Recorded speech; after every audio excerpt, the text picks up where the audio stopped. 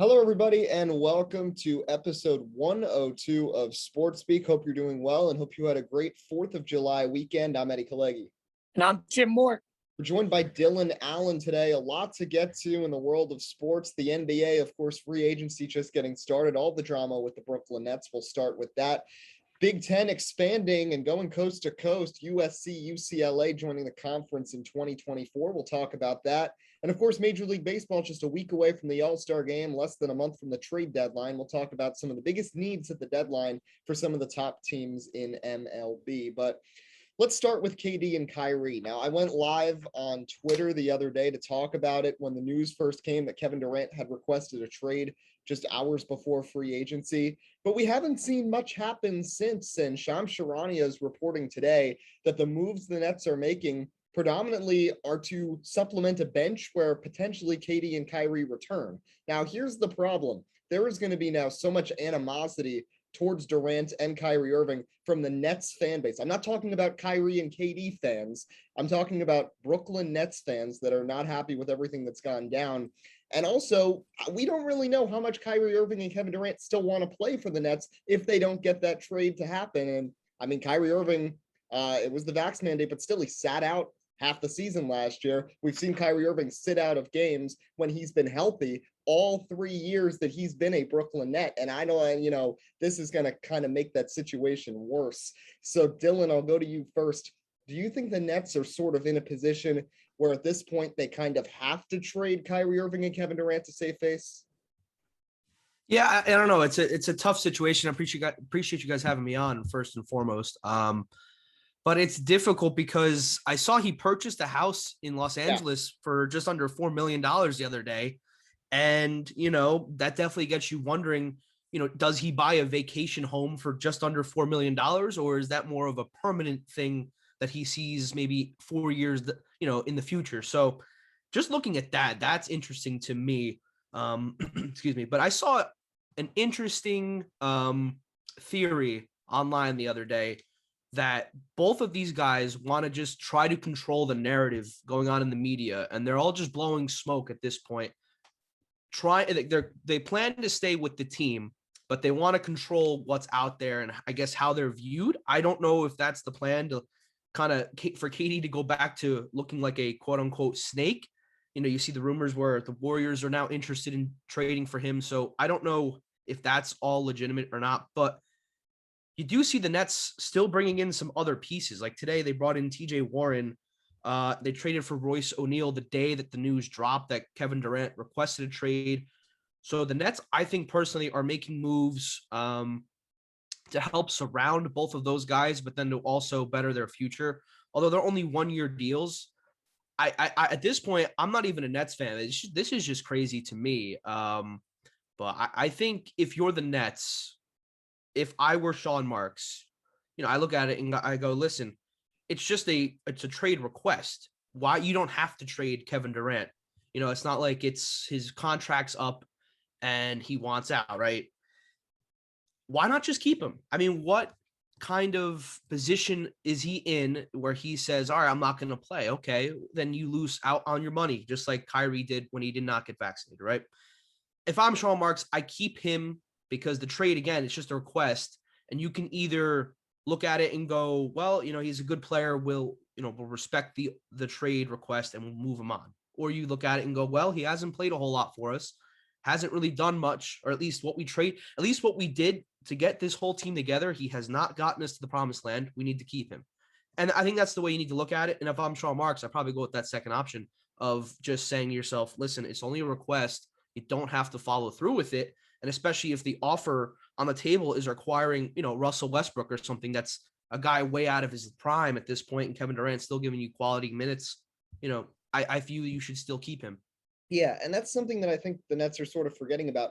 They're the team that's trading away the superstar, so they control their own destiny in this situation. They are not forced to do anything necessarily. And, all these offers, because we know Kyrie Irving wants to go to the Lakers, Russell Westbrook and limited draft picks from the Lakers, and we don't know how good those picks even would be, A, and B, the fact that the Lakers don't even have that many picks to begin with and are very hesitant to give them up in the first place because just trading for Kyrie Irving will make them better, but this is a team that finished outside the top 10 in the Western Conference last year, so they still have a lot more to do than just one trade. So it's just a tough situation right now for Brooklyn to be in, but I'm with Dylan. As tough as it might be with the fan base, in a situation where they're going to be very judgmental of Kyrie and KD, they don't have to trade these guys. Tim, what's your thoughts?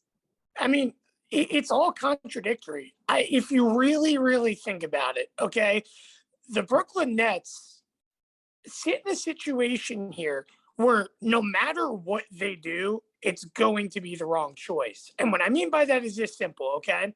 You trade away Kyrie Irving, the piece that you're going to get or I should say, you turn around, you trade, Kyrie Irving away, to Los Angeles. The piece you're going to get is Russell Westbrook.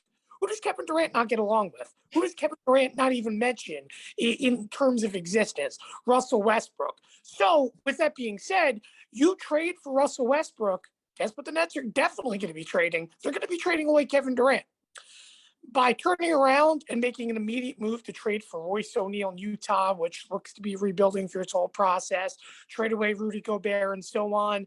They gave away one of their first round picks. But to me, that's the telling story of, hey, the Nets are looking to trade away these two superstars and have at least the aspect of the fact that they are looking for some picks and they're looking for some value.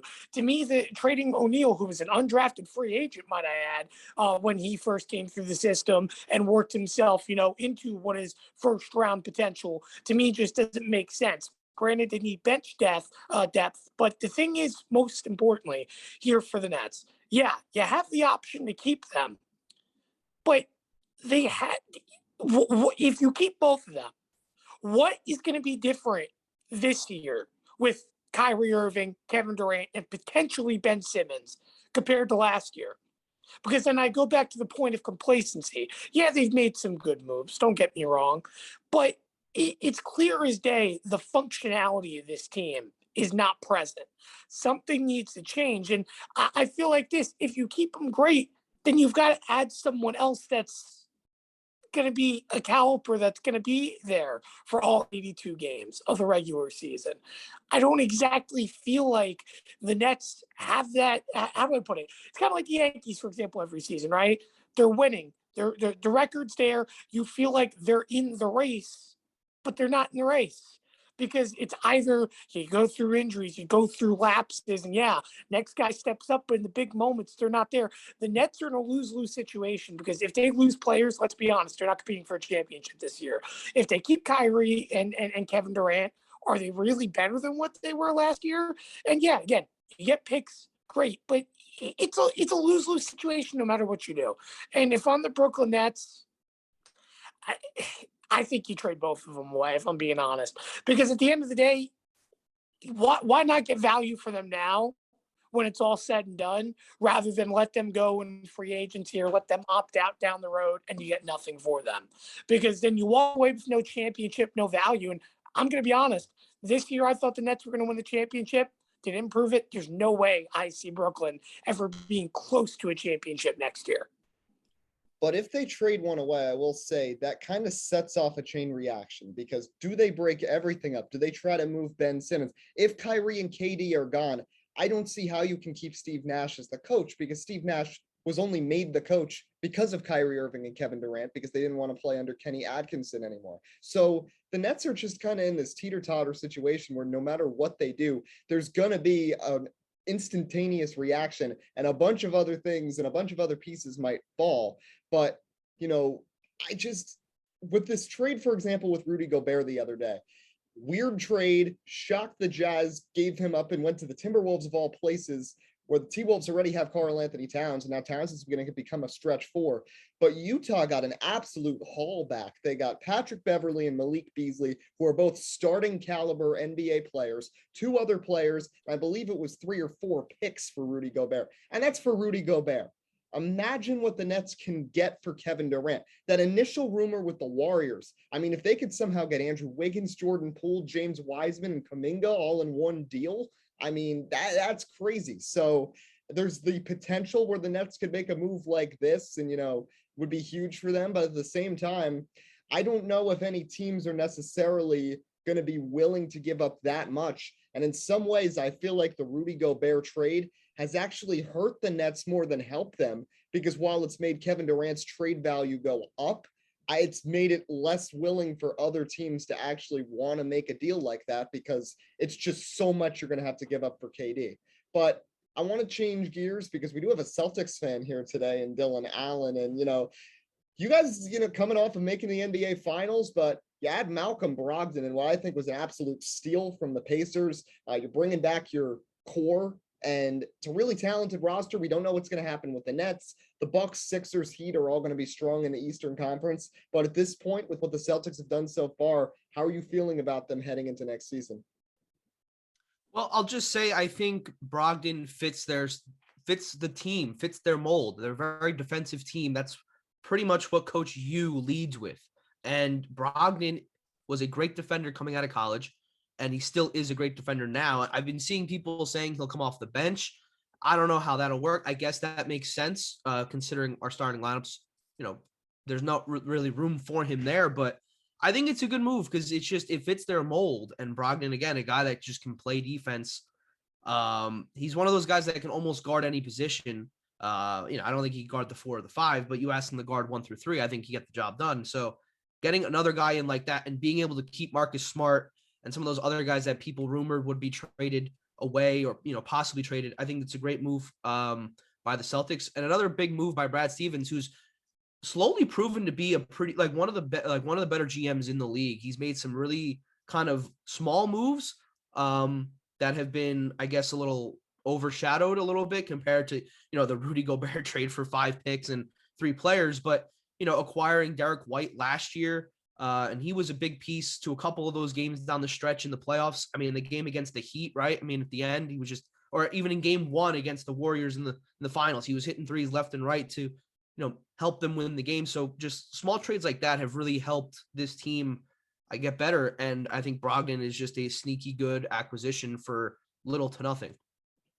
So let's shift gears. We don't talk too much college sports, but I think it's very necessary with some big news last week I think is going just the start of what we're really going to see with the trend with college sports. So let's first circle back to last year. Of course, Texas and Oklahoma announcing that they would be departing the Big 12. Of course, those were really the 2 staple schools of the Big 12 conference, and they'd be joining the SEC. And a lot of people wondered, with the SEC making that move, specifically now with football. I mean, Oklahoma has been great every year. Texas thinks there's great every year, but they do have Arch Manning now coming in the next few years. So maybe a turn of the tide for the Longhorns. That being said, we knew the Big Ten was probably going to try to respond. And there were a lot of rumors for years about, would the Big Ten try to go coast to coast now that they had anchored the New York City area by bringing in Rutgers and the Washington, D.C. area by bringing in Maryland in 2014. And they had already expanded west in 2012 when they brought in Nebraska. And the answer is yes. USC and UCLA joining the conference in 2024. Now it's looking like the Pac-12 might fall apart. There's a report today that as many as 6 Pac-12 teams are trying to join the Big 12 conference. So I really think we're starting to see these super conferences coming together. And I really don't know how that's going to, obviously we know how it's going to shape college football. But other sports like basketball and baseball, it's going to be very weird for some of these other sports. I feel like sometimes people focus a little too much just on the football implications of these kind of moves. But for basketball, with travel and stuff, and these other sports, baseball, lacrosse, I mean, soccer, it's going to be a lot of traveling for a lot of these teams for these conferences that kind of become super conferences if they don't at least divide them up by division. And even still, I mean, UCLA and USC are going to be so far away from everybody else in the Big Ten. So I'll go to Tim first on this one. Your thoughts on the decision by the Big Ten and kind of the direction that D1 sports are going right now?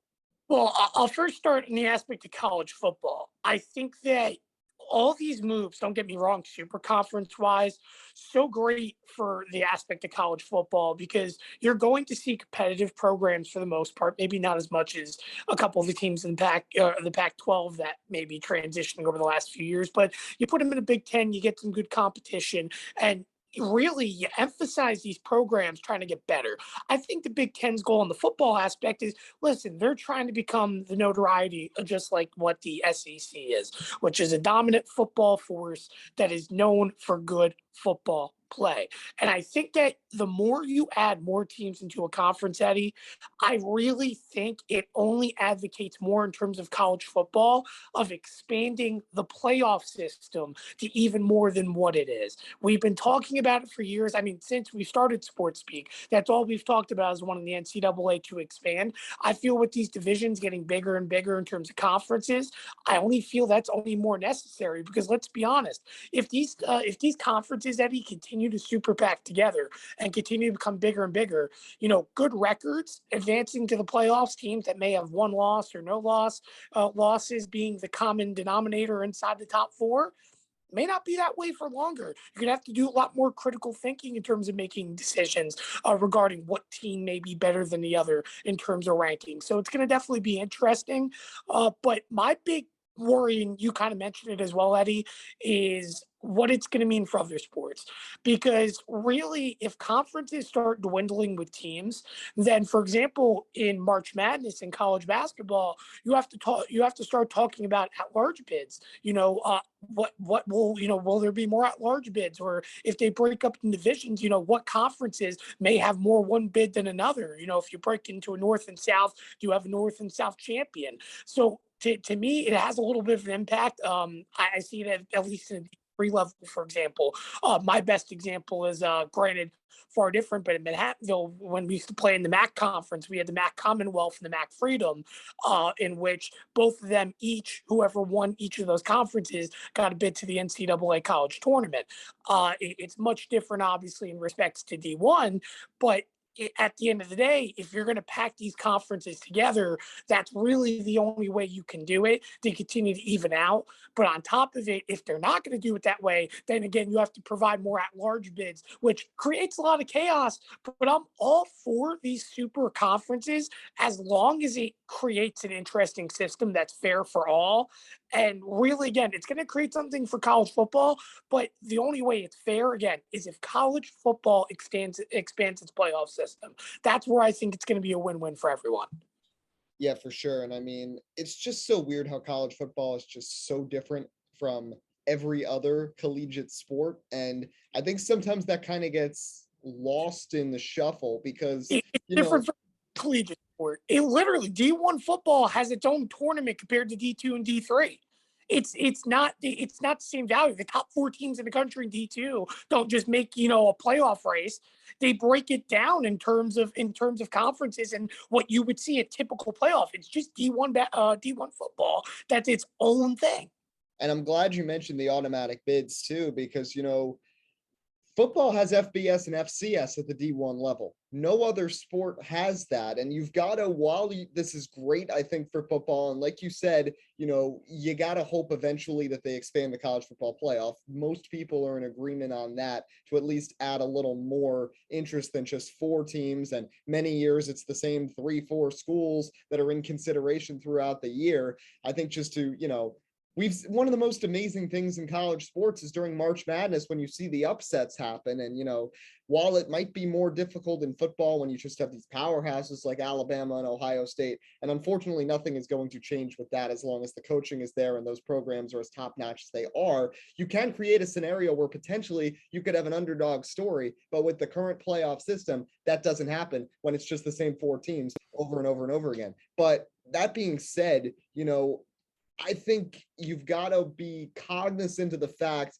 that other conferences, especially, that are in the FCS for football, aren't doing the same thing. The Ivy League is not expanding. Most of these other conferences are not joining together. This is just happening at the top level. So like Tim said, for these other sports like basketball, soccer, baseball that have these large scale tournaments, you might have to reassess how many automatic bids each conference gets if it's just, proportionally that there's way more teams in these super conferences. But personally, I like the move. I'm also excited that I'll be a Rutgers student still when they're playing in USC and UCLA when I'm a senior in 2024. But Dylan, your perspective as being someone in the Big Ten like me with this decision coming.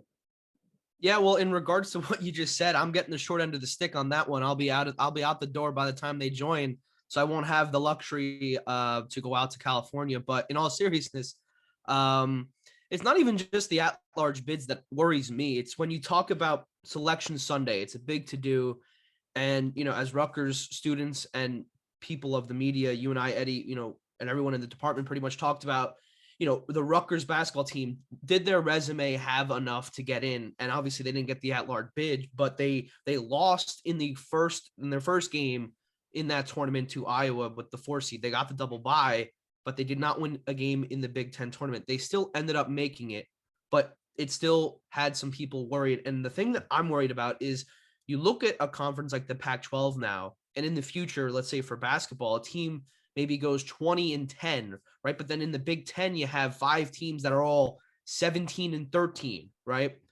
Excluding possible postseason play, how do it's a whole mess to then view Big Ten teams, even if they're like 15-15, say like a Michigan. Are you going to put them in over a team like Oregon State that beat a bunch of crap teams in the Pac-12 because, USC, UCLA are no longer there? That's something that worries me because, the way you can look at that is from a committee, it then really, really depends on how they view the schedule of strength. And if you're in a Pac-12 and your conference opponents just don't meet that level, you're kind of already setting yourself up for, you need the automatic bid, or you really need to just have a crazy season record-wise. Otherwise, you most likely will not get in. In my opinion, I think in the future, I don't know how far down the road, I think it'll just be 2 or 3 power conferences, maybe the Big 12, Big 10, and SEC, and each will have 20 teams. I really think that's how it's going to be eventually. You're just going to see programs that are in the Pac-12 or ACC, some of those smaller conferences, they're just going to get fed up with being kind of overlooked because there are so many good programs in the Big 10 and SEC, and they're just going to want to keep moving in and following the rest of these programs. That's how I think this will play eventually. I think everybody's just going to move on, which kind of sucks because I enjoyed having what we kind of have now. It seems like everything's sort of balanced. I mean, you have the SEC in football, which is the top dog, but you're talking about Georgia and Alabama. That's pretty much it. And then the rest is open season. You keep adding teams to the SEC. Now you're talking about Alabama, Oklahoma, Texas, Georgia, right? And more to come eventually. It's almost like not enough, you're not spreading the wealth enough, if you will. So I kind of like how it's set up now, but I get from a money perspective why it's being done, because it's just going to bring in loads of money from left and right.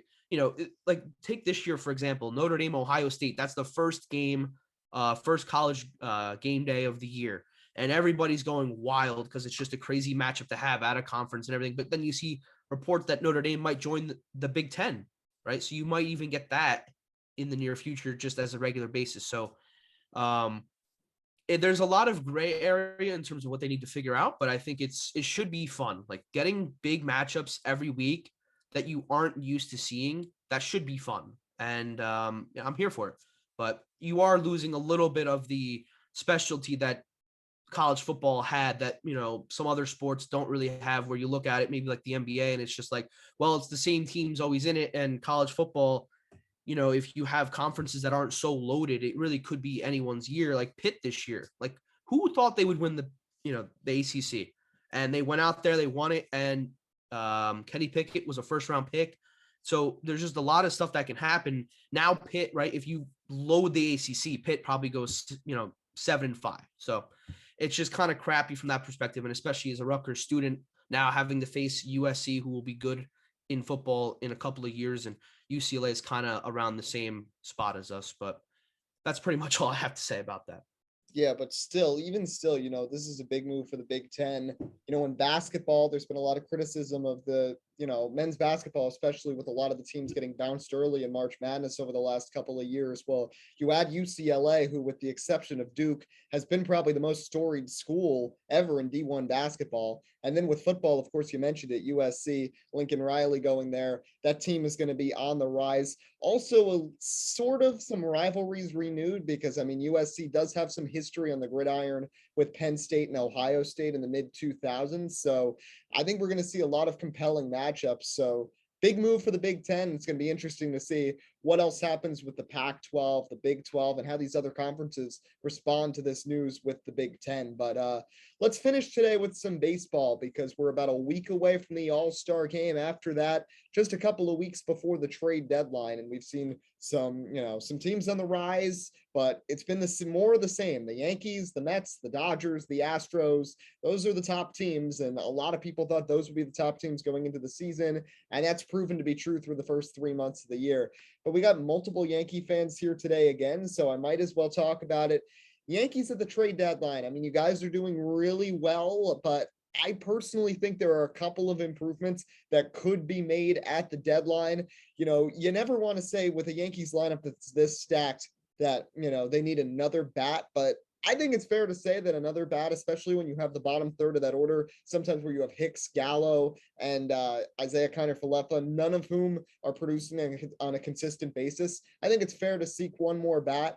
And I also think the bullpen, Clay Holmes has been great this year, but he's also been overtaxed. Aroldis Chapman, I saw, completely embarrassed himself on the mound and walked 3 people in his first appearance off of the injured list. So, Tim, over to you first. What would you like to see from the Yankees at the deadline at the end of this month?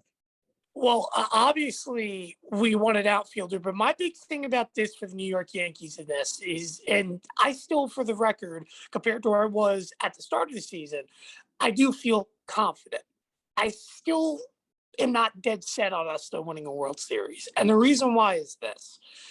I think about this Houston series now, okay? And yes, the Astros are going to linger in your head if you're a Yankees fan. But the fact of the matter is this. That was the series going in that you had to prove to make a statement that you're the team to beat in the AL. And at the end of the day, the Yankees fought around. They played a 4-game series in which, let's be honest, they didn't deserve to win any of those 2 games that they had won. They were dominated from start to finish and finally got the bats going late. Here's the thing, though. What I just cannot stand, and again, I go back to statistics, all the way back to the Detroit Tigers when they last won a World Series. No team has won a World Series with every single hitter on their lineup, statistically speaking, in terms of league leaders, not batting above a 285 average. There has to be at least one. Now, granted, Aaron Judge is right around that mix, but the Yankees have no one else around there. IKF was around 260, 270. Stanton went on a terrible dry spell. I want to point out this last month. It's very overlooked. The fact, yes, he's a home run hitter. He hit 8 home runs last month, but 8 of his 10 hits were home runs. 1 was a double and 1 was a single, and he went 10 for 80 something. That's not getting it done. He was near a 300 average at the start of the month, and now he's lingering right around 230, 240. But I can live with that. Again, power hitter. But my thing is this. Yes, the Yankees need an outfielder. Joey Gallo needs to go. No offense to Aaron Hicks. Again, big home run in that Houston series. But just because you have a big moment, just like Greg Bird had a big moment back in 2017, doesn't mean you're fit to be an everyday starter for the New York Yankee. It's that simply put. And the fact of the matter is the Yankees need an average hitter. If you can't hit against Houston, I don't care how good the pitching is. You're not going to be able to out-duel if you're getting 1 or 2 hits a game. And yeah, you can rely on the long ball. But when it's all said and done, I just want to see the Yankees get someone that can hit for average. I don't need power. I would love the Yankees to get a value pick of Garen Cooper in Miami. I would love for him to come back. By the way, he was granted not fully in the October run, but he was a part of the team back in 2017. And he's grown his value a little bit. I'd love to see them go get CJ Crone, maybe, from Colorado. And granted, I know we're talking first baseman, but there's a little bit of usability if you think about that, because then you can utilize Anthony Rizzo at DH, mix around Stanton in the DH. But really, let's be honest, when Stanton's played his best, and it was really last year where we brought this up a lot too, Stanton actually really hits well when he's more involved in the field. And I know it's a weird comparison, but really, I've seen Stanton do a lot of good stuff in right field this year, and I'm loving seeing Aaron Judge every day in center field. I feel the Yankees do need, how do I put it? Not a lot of offense. We don't need a superstar. You just need someone that can hit, for example, like IKF or DJ that are good bat on ball.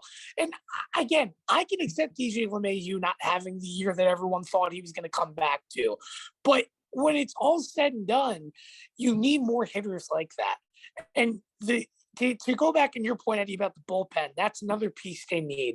I agree with that as well. I always feel the weakness for the Yankees has been the bullpen. It was my criticism last year. It wasn't the offense. A lot of people say, oh, the Yankees need change around, and they'll say the starting rotation. But to me, it was the bullpen last year of inconsistencies and big moments. And yeah, Clay Holmes is doing a great job. But what are the Yankees going to do when they get Zach Britton back? You're going to tell Zach Britton that he's not going to be on that roster? I mean, let's be honest. He probably doesn't have it. But the Yankees are going to give him a chance. That's a fact. I didn't like it start of the year. We had Clark Schmidt going up and down. That made no sense when he was having a good start.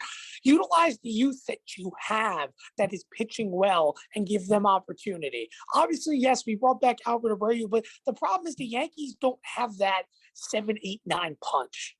They just don't. They have the 9 locked down. When Chapman's there, they may have the 8, but they don't have that 7. You think about when the Yankees won a World Series back in 2009. What was the big thing they had? You can go to Phil Hughes. You can turn around, right? Phil Hughes was back in 09 reliever, right? Mm-hmm. Right. Okay. I'm trying to remember if I'm confusing him and Jabba, but either way, yes. So you had Phil Hughes, you had David Robertson, mixed in there, and of course you had Mariano Rivera, and you could turn around with any single person that you can utilize in the bullpen. And the Yankees, not saying they don't have that, but I just don't feel they have that dominant pitcher. Now, who's that answer? I'm going to be honest with you. I don't really know who's that answer. I would like to see the Yankees maybe get another lefty, but when it's all said and done, they just need someone that can throw strikes, have decent ERA, mid-1, mid-2, because that seems to be the way around this year. But you just need complementary pitching. And the Yankees, by the way, this is the last point I'll make. But this year, you want to know what the real difference is for the New York Yankees, and I've been advocating a lot on Twitter. The Yankees are a really good strike-stealing team defensively. Jose Trevino deserves to be an all-star, and it's just the fact of the matter of how good of a defensive catcher he is. The fact that he has such a high strike rate and the Yankees can dominate the bottom half of the strike zone as well as the outside corner allows these pitchers to confidently, and I mean confidently, expand the strike zone because they're confident they're going to get calls. Yes, location's a big part. Execution's a big part.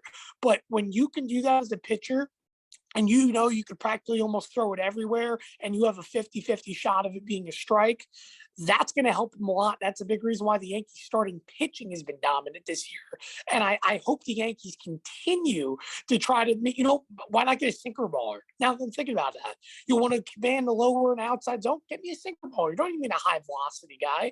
But that's what's helped the Yankees, and that's really what the big difference is. The offense isn't the big difference. Starting pitching well, yes, but it's because of the good defense behind the plate. Dylan, your thoughts? Who you want for the Yankees? I think I agree with Tim. It has to be an outfielder for me. If you asked me that question maybe a couple of months ago, I might have said a pitcher in the pen, but I think now it has to be an outfielder because Aaron Hicks seems to only do well against the Twins and the Astros, and every other time he's up there, he's just swinging for the fences. It doesn't matter what the count is, and he gives me a breeze through my TV, and I just can't stand watching that anymore. I think outfielder needs to be the emphasis. And Joey Gallo obviously has just not done what we all thought he's doing what we thought he would do when we got him, but he's doing it a lot more, and he's hitting a lot less home runs than we anticipated. So big issue for the Yankees. And yeah, I think you're right, Tim. Trevino's ability behind the plate to just frame balls is just a very underrated skill for a catcher. And this was a big problem with Gary Sanchez the last couple of years. He went down to the one knee and everybody hated it. His mobility, as bad as it was, it somehow even went worse when he went down to the one knee, and just so many pass balls. I couldn't tell you the last time a Yankees catcher allowed like a crappy ball, wild pitch right behind him that they should have blocked. If there's anything going by them, it's Chapman throwing it 10 feet over their heads. I really haven't seen anything go to the backstop that's been on the catcher. So far the Yankees have done a nice job bringing in Trevino, I mean, that's the reason why they brought him in, because they knew that they would get that and the framing ability and defensive ability behind the plate. And they've been pretty good too, what we've seen this year, stealing bases. They've been much more active team on the base paths that you haven't seen in recent years. And I think that's a big just addition to have. I mean, you're stealing second base now. That double play ball that we always saw like every inning to kill innings for us, we're not seeing that anymore. We're stealing second, then Judge hits a single. Oh, it's 1-0. Like stuff that we've been preaching for years for them to do. Small ball baseball, and they're finally starting to do it. Even the other day, I saw Higashioka try and throw down a bunt.